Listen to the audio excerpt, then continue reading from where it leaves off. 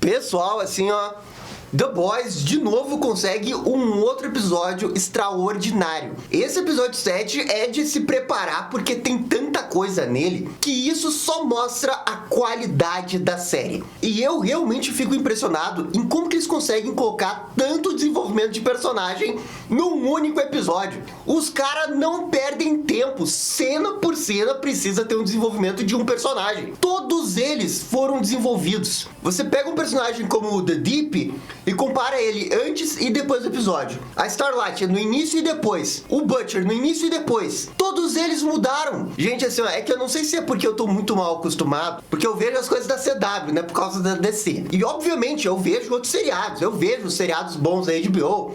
Eu vejo o Stranger Things ali também. Mas o The Boys, assim, ó, ele tá num outro patamar nesse momento. O que eles fizeram aqui me lembrou de novo as altas temporadas de Game of Thrones, que foi ali a terceira, quarta, quinta temporada, que a gente tinha vários núcleos de personagens, a Daenerys, o Jon Snow, o Joffrey, cada um desses personagens estava sendo desenvolvido muito bem, e sempre que você ficava pulando de um núcleo para o outro, acontecia algo extremamente importante para aquele personagem. E é isso que aconteceu nesse sétimo episódio. E assim, ó, eu até considero o Herogasm melhor. Em termos de história, experiência, como você se sente ali no final quando o Homelander tá apanhando, é bom. Mas esse episódio 7, ele tem altas chances de ganhar prêmios. Enquanto que o Herogasm, ele pode ganhar, mas eu acho menos improvável porque o pessoal do Emmy pode preferir esse daqui, porque tecnicamente esse episódio é uma aula de fazer flashback. Quer saber como é que se faz flashback? Assiste o episódio de origem do Robin lá no Batman Animated Series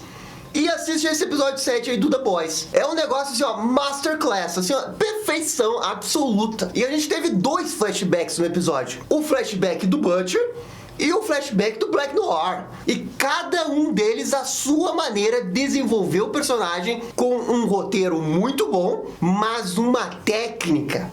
Pô, uma técnica demais. Como que você desenvolve um personagem como Black Noir, que não pode falar, e ele está sozinho dentro de um lugar abandonado? Como? É difícil, cara. É difícil. Pensa assim, o que você iria fazer se tivesse com o roteiro na mão? Você tem que ser criativo de alguma forma. E aqui eles foram no criativo com um deboche pra Disney. É porque apareceu os animais encantados ali, como se fosse a Branca de Neve, a Cinderela, né, com ela conversando com os ratinhos ali pra ajudar o moral dele. Isso daí foi total Disney clássica, só que, né, os animais eram do Happy Tree Friends. E quando eles começam a ficar violentos, você sente que eles ficam violentos, que de um jeito que eu poderia facilmente ver um desenho só deles. Teria sido legal também. E assim, ó, gente, também tem um outro ponto, que é a questão da paternidade. Se esse episódio tem um tema geral, é a questão de pai. O que você carrega nas suas costas? A obrigação, a responsabilidade de ser pai. E assim, ó, não sei se foi uma coincidência, porque recentemente foi Dia dos Pais lá nos Estados Unidos, então de repente a ideia era fazer com que esse episódio 7 realmente fosse temático Dia dos Pais. Só que, claro, de um jeito bem The Boys. Mas se vocês verem, todos os personagens de alguma forma envolviam paternidade ou dilemas envolvendo pais. O Homelander conversando com a Maeve para falar que iria extrair os óvulos dela para poder ser pai. No final do episódio, o Homelander descobre que tem um pai, que é o Soldier Boy. O Leitinho vai proteger a sua filha quando descobre que a filha dele estava num comício por causa do cara que tá cuidando dela agora. O Butcher, que é forçado a perceber o quanto que ele é parecido com o seu pai. Então assim, ó, percebam como que eles pegaram esse tema geral, levaram para a maioria dos personagens e eles conseguiram transitar sobre esse guarda-chuva sem ficar forçado o tema pai. Porque não, naturalmente vai surgindo esses temas, os personagens vão reagindo a eles e você vê como que é absolutamente orgânico toda a narrativa da história. O Leitinho abre o celular e vê no Facebook dele ali a filha dele no começo do Homelander. E o cara fica louco mesmo, né? Pô, sabe, isso pra mim que é televisão de qualidade. Porque a gente tá vendo um negócio que teoricamente era pra ser um pouco batido, era pra ser muito óbvio, mas ao mesmo tempo que eles são muito claros com a crítica deles, né, na sátira que eles estão fazendo, a história caminha de um jeito que ninguém tem noção do que pode acontecer, sabe? Na semana que vem o Capitão Pátria pode morrer e todo mundo ficaria surpreso com isso, porque ninguém sabe, velho, o que vai acontecer. E quando você entra com uma série com esse clima, você fica realmente se importando com todos os todos, não é meia dúzia. Eu me importo com o Superman, a Lois no Superman e Lois. O resto dane-se. Não, todos os personagens aqui, a gente se importa. Eu diria que o personagem mais fraco da série é o francês nesse momento. E até ele, nesse episódio, teve momentos muito bons, muito verdadeiros. Aquela cena que a Kimiko fala, né, dos braços de gravetinho dele. Pô, eu achei muito legal essa cena. E eu acho incrível como que tudo faz sentido, tudo tá encaixado de uma maneira perfeitamente bem feita pra você se importar com eles, pra você ver eles desenvolvendo e pra você ver eles caindo. Se o episódio 6 foi do Homelander, que o cara roubou o show ali no episódio 6, o episódio 7, pra mim, em termos de atuação, foi do Butcher. Porque assim, ó, logo no início do episódio fica estabelecido que eles vão atrás do cara que controla a mente. Eu adorei o fato que o episódio não perdeu tempo em justificar como que eles encontraram o cara, sabe? Foi um negócio de endereço, mas um negócio de remédio, juntou as duas coisas, então ele tá lá. Deu, não perde tempo com essa bobagem aí de justificar como que eles sabem. Importante é eles chegarem lá. E quando eles chegam lá, eles já caem numa armadilha. E o Butcher acaba olhando nos olhos do cara. E ele meio que entra em coma, vendo a vida quando ele era criança. E no final desse processo, ele iria acabar morrendo. E é dentro da história do Butcher onde a gente vê a parte da técnica do episódio, que quando a gente compara com as outras coisas de super-heróis, não tem comparação. O flashback foi excepcional. O jeito que eles justificaram a bebida como uma forma de recompensa por causa da violência do pai, do filho e do próprio irmão, que começa a ter medo e ele não sabe como reagir, e ele mesmo decide tirar a sua própria vida com medo do que as outras pessoas iriam fazer com ele. Isso daí é storytelling puro. É um ciclo de violência e cada personagem reage de um jeito. O Butcher ficou igual ao pai dele, sem ele mal perceber. E pra mim, o mais genial é como que, enquanto tá acontecendo essas visões, o episódio rapidamente dá um corte, mostra uma coisa que aconteceu exatamente igual no presente, o que é meio que pra representar a memória do Butcher, né? Percebendo que ele tá vendo aquilo e que ele é igual ao pai dele. E rapidamente corta e vai pro flashback de novo. E eles filmaram as cenas de propósito pra poder fazer isso com um corte ou um enquadramento exatamente igual. O Sam Raimi fez isso no Doutor Estranho Multiverso da Loucura. Com as cenas lá do filho da Wanda e tal, ele foi muito criativo nisso. E aqui eles fizeram isso através do flashback. Existe uma regra dentro dos flashbacks que é nunca faça um flashback dentro de um flashback. Sabe por quê? Porque você confunde as pessoas. Porque o flashback já é uma coisa dentro da perspectiva de uma pessoa. E você cortar para ter uma coisa dentro da perspectiva de uma coisa que já é uma perspectiva não faz sentido. E aqui nesse episódio eles fazem isso, só que funciona. E funciona porque a gente não tá tendo um flashback de verdade. Alguém não tá contando a história pra gente. A gente tá dentro da cabeça do Butcher. E o que o Butcher tá pensando é o que a gente tá vendo. Então quando ele tá vendo seu irmão no passado através desse flashback, e ele vê imediatamente que aquela cena lembra uma coisa do presente, o cérebro dele pensa e a gente vê isso. E isso é importante porque a gente tem que pensar como o Butcher nessa cena. A gente é uma testemunha do Butcher nessa cena, mas a gente tem que entender o que ele tá passando. E essa é uma cena que se eles não tivessem mostrado os takes exatamente igual, que o pai dele dá o soco ali e mostra ele também dando um soco exatamente igual, a gente não teria o mesmo impacto da cena. E isso tudo só faz sentido narrativamente porque a gente tá dentro da cabeça dele. Porque se não tivesse, sei lá, fosse apenas um cara contando uma história, não seria tão bom, nem de longe seria tão bom, porque isso daqui tem uma lógica, tem uma ideia, tem um desenvolvimento, e eles mandam muito bem, mandam demais. E o melhor de tudo é eles fazerem perceber que as atitudes do presente que ele teve com o irmão acabam refletindo no Hug. Os mesmos erros que ele cometeu no passado, ele está cometendo no presente. E o mais irônico disso tudo é que quem acaba salvando ele é o Hug. E quando o Hug precisa da ajuda dele no final do episódio, quando a Starlight diz que a tal da dose que eles estão injetando para ter superpoderes é letal depois de 3 a 5 doses, você vê que ele de fato não aprendeu nada. Ele tá de novo sendo egoísta, pensando no ciclo de violência que o seu próprio pai criou e que ele tá replicando agora e colocando em risco o Hug de novo. É curioso porque você pensa que ele iria aprender sobre isso, mas o plot twist é que ele não aprendeu. Talvez ele aprenda no último episódio. Talvez aconteça alguma coisa no último episódio. Mas eu acho que a ideia é mostrar que ele não aprendeu mesmo. Porque isso é bem The Boys, né? Uma desconstrução mostrando os erros, mas não entra tanto no clichê de agora eu sei, agora eu vou fazer tudo certo, né? Não, ele tá aprendendo, mas ele continua com as falhas dele, entendeu? O Butcher é obcecado em matar o Homelander. E isso afeta tudo. Então assim, ó, pra mim, Butcher nesse episódio, 10 de 10. já é um baita personagem, continua sendo ainda melhor com esse flashback, gostei muito. E agora vamos falar um pouquinho do Homelander, porque no episódio 6 a gente já sentiu que ele tá um caco. Ele sentiu a porrada que ele levou ali, ele levou o baque ali da Starlight, e agora ele tá reagindo a isso. E bem, o Homelander, né, todo mundo já sabe, esse momento, né, é uma paródia do Trump. Eles não tentam nem esconder isso. A própria cena do comício é uma referência direta, que ele fica citando a imprensa, que não sei o quê. O jeito que a Vogue tenta manipular, né, as notícias, desmerecendo as ações da Starlight, é um jeito muito Estados Unidos de reação. Porque os caras já são donos de uma corporação de notícias, os caras já são donos dos super-heróis. Então, através dessas figuras, eles tentam manipular a opinião pública através da sua boa vontade. É claro que no The Boys é tudo muito mais exagerado e óbvio. Mas essa é a crítica, sempre foi essa a crítica. Só que agora mudou um pouco, porque até então o Homelander, ele tinha tudo sempre sob controle. Ele nunca sentiu muito medo. E agora ele sentiu o medo. É o famoso sentiu. Ele sentiu. Porque assim, o negócio do Homelander é que ele gosta de se sentir no poder. O prazer dele é estar no poder, ele se sentir acima das outras pessoas. E a cena com a Maeve, ela é muito claro isso. Ele vai ali a princípio com um objetivo, que é tentar descobrir onde que tá o grupo da Starlight. Só que assim, ó, ele sabe que ela não sabe.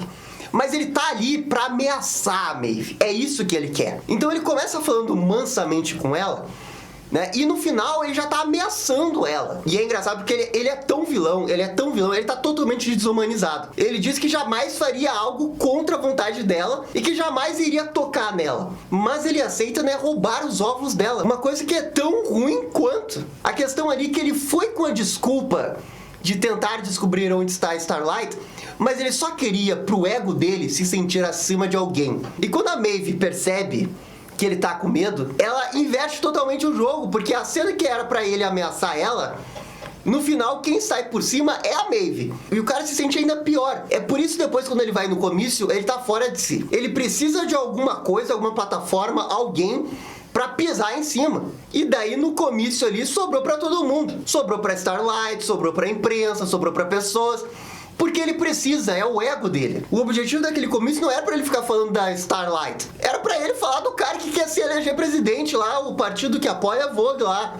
E ele não fez isso, ele fez tudo menos isso. Então isso mostra o quanto com medo que ele tá. Percebam como que os sentimentos dos personagens refletem nas atitudes deles. Porque depois que ele sai no comício, tem essa cena espetacular, que ele encontra uma vaca, ele começa a ordenhar a vaca para ter o leite da vaca, porque isso lembra lá as coisas da primeira temporada, porque lembra a mãe dele. E é isso que tá acontecendo nesse momento, ele tá enfrentando uma crise sem ter apoio de ninguém por cima, e ele tá desmoronando completamente. E é muito curioso como que no final do episódio, o Soldier Boy se apresenta como seu pai, o que de fato pode mudar completamente o rumo do final da temporada. Porque agora o Soldier Boy, ele sabe que o Homelander é família. E esses caras valorizam a família.